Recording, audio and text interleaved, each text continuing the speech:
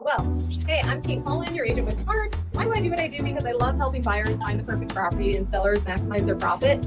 And I've been working in this marketplace for 30 years. Hard to believe.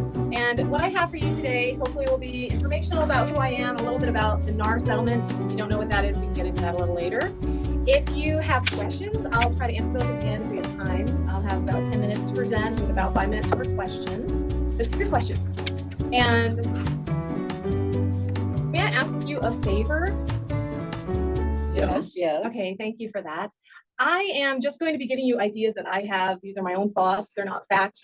Just a little disclaimer that don't hold me to the wire on this. It's just my personal opinions about real estate and those kinds of things. So thank you for that. I'm Kate Holland, like I said, and I am what you call a realtor. Does anybody here know the difference between an agent and a realtor? I do. Okay. A realtor is a member of the National Association of Realtors and is held to a higher code of ethics and standards than would be the case with just a real estate broker who's non-affiliated. That's right. Who's only held to the legal standards in the state of Colorado's licensing system, which is much non-existent. That's great. It has a lot to do with ethics. Believe it or not, when you are handling probably the biggest financial investment in someone's life, you want to choose someone who is held to an ethical standard. So you choose someone with the capital R realtor associated with their licensure. And there's a whole preamble of things that we're held to, and one of them is being patriotic. And it's just a privilege to be a realtor. And I pay money to be a realtor to what they call the National Association of Realtors. I've weathered many downturns in the economy and plan to weather those to come. I'm your trusted advisor when it comes to working as your agent. Take a minute to connect on social media. On your table, you will see cards.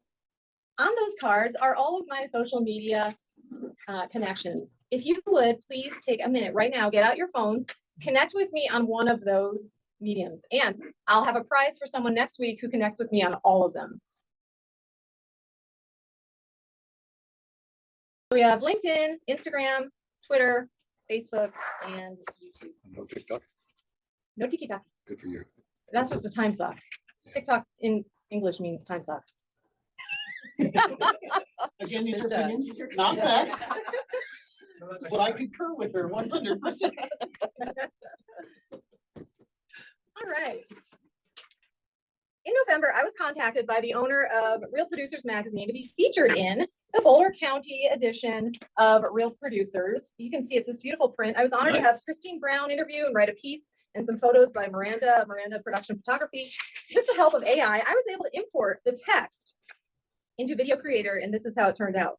I posted it on both my YouTube channel, which you can connect with there, and on my very sophisticated KV Core website, which my company graciously provides for me. I'm so happy and grateful for the privilege that it is to serve my community as a realtor. Born in Connecticut and raised on 3 acres of public service land, Kate's early life was steeped in nature, fostering a deep connection to the environment. This connection would become a driving force in her life, eventually leading her to Boulder, Colorado. Earning degrees in economics and environmental conservation from the University of Colorado, Kate transitioned her passion for the environment into the professional sphere. Her career began at the Environmental Protection Agency, where she contributed to the Superfund contract, a project aimed at cleaning up some of America's most polluted sites. Then came a shift. Kate found herself at a crossroads until her father, a builder, suggested she obtain a real estate license. Thus, her new journey began. Starting in sales at a Century 21 branch, she eventually took the reins of her father's business, running her own brokerage for 27 years. Yet, after nearly 30 years in the industry, Kate lacked an exit strategy. eXp Realty, a cloud-based brokerage, offered just that. A brokerage with a global footprint spanning over 24 countries and growing at about 1,000 agents a week. Keep offering the same expertise with the structure, simplicity, and strategy and the power that is eXp Realty. It's the best business decision she's made her real estate career. Cloud-based brokerage. Her commission is based on an ongoing analysis of 3 major things: what it costs to do business, keeping her competitive in the marketplace, and the quality and value of the services she provides. Those services are both professional and personal in nature. Professionally, staying on top of Colorado state requirements, remaining current to laws, ethics, and real estate practices requires attention and much expense. Personal attention comes in the form of the care, concern, and quality of her work. It's critical that the brand promise of being your agent with heart, with the marketplace power that is eXp Realty LLC, is upheld and consistent in every interaction, each and every time. So, what is Kate's secret? It's simple. She believes in a heart-forward approach combined with the strength of eXp. She practices mindfulness, extends kindness not only to the environment but also to humanity, and actively seeks justice. She strives to make the world a better place as we navigate the complexities of life. Whether it's a real estate deal or the challenges of raising a family, Kate acknowledges and understands the diverse aspects of her clients' lives. She seamlessly integrates various aspects of life, embracing mindfulness, managing emotions related to transactions, and addressing stress. Kate Paulin has brought a unique, heart-centered approach to real estate. She's a realtor who doesn't just sell residential real estate. She also works in the commercial arena. Her journey and her contribution to the real estate community are truly remarkable, proving that business and heart-centered living can indeed go hand in hand.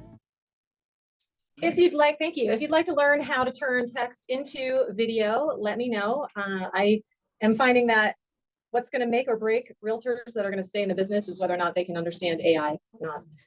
Since 2010, I've been in the Referral Partnership. Not only has this group helped shape me as a professional with education, support, and friendships, but it's like free Tastemaster's class, giving me the ability to give presentations such as this, developing my skills as a presenter. I get quite a bit of referral business from this group also. What's the best part about getting a referral? Anyone? Jean, what's the best part about getting a referral? The personal approach that comes with that, the connection. Great. I like it. This is a valuable group. Can anyone guess what percentage of business I get from this group? 30%. Close, 20%. Wow. And the more you put in, the more you get out. I've held many leadership positions, and if you've never done leadership, consider it as a step for growth in your business. Selling real estate in this marketplace since 1993, I've learned a few things. No two deals are alike, and I'm pretty certain I've experienced nearly every scenario of life of a home buyer, seller, and agent from across the closing table. Real estate isn't about showing homes, it's about people. I have a heart for pouring back into my community here and outside the walls. And since linking arms with eXp Realty, it's inspired me to offer real estate sales coaching. Just like here, you can learn to know, trust, and like me with doing one-to-ones and working closely together. I'm hoping that the agents who know, learn, trust, like me, will form a strong sales partnership and perhaps be a good fit for my team. This is my other. Hi, Kate Paulin here, your agent with Heart and real estate sales coach.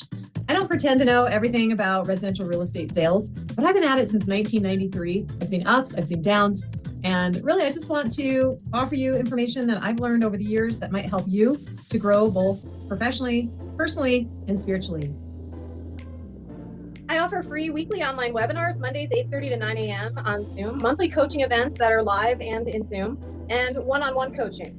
Proverbs 27:17, as iron sharpens iron, so one person sharpens another. Get into coaching in your business if you haven't already. Connect with Rob, he's a great coach. Surround yourself with people who are better than you in your industry.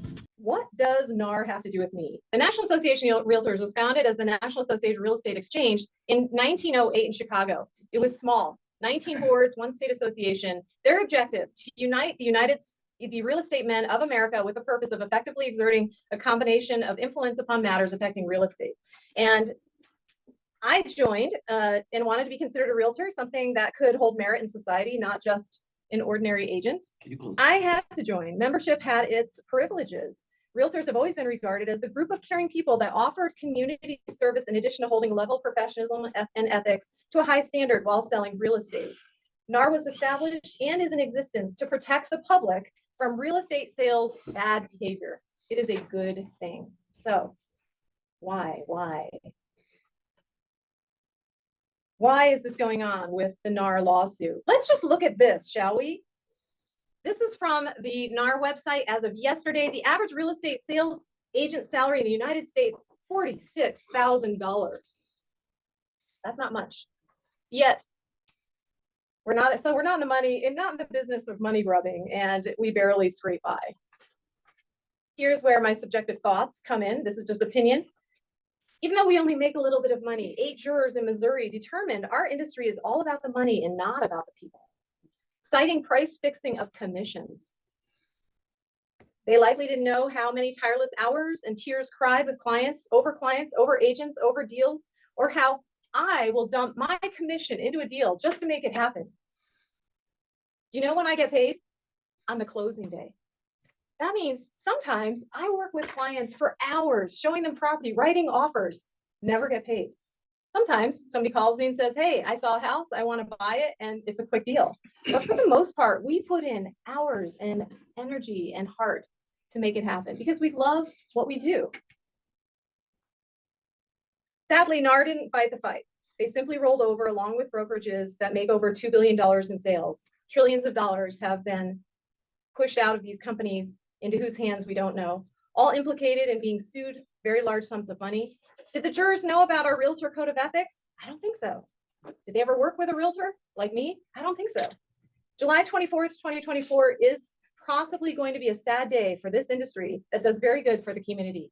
I've always and will continue to treat buyers the same with the same care and concern as I do sellers. I use the Colorado approved form called the exclusive right to buy contract, and that offers my buyers the kick love treatment that I love to offer. Question: who brings the money to the table to buy a piece of property? Jim? It's typically at least two, which would be the buyer and the lender. But sometimes realtors do contribute as, as a third party. Right. Predominantly, it's the buyer who brings money to the table to buy a piece of property. It has always been that way. What happens when a buyer doesn't have the money for earnest money, down payment, and to pay the realtor's commission? That's what's going to happen. Only wealthy buyers will potentially be able to afford their necessary representation. Because who goes into the court of law without an attorney, Chris? Nobody. And you don't want to be buying real estate on your own without the help of a realtor.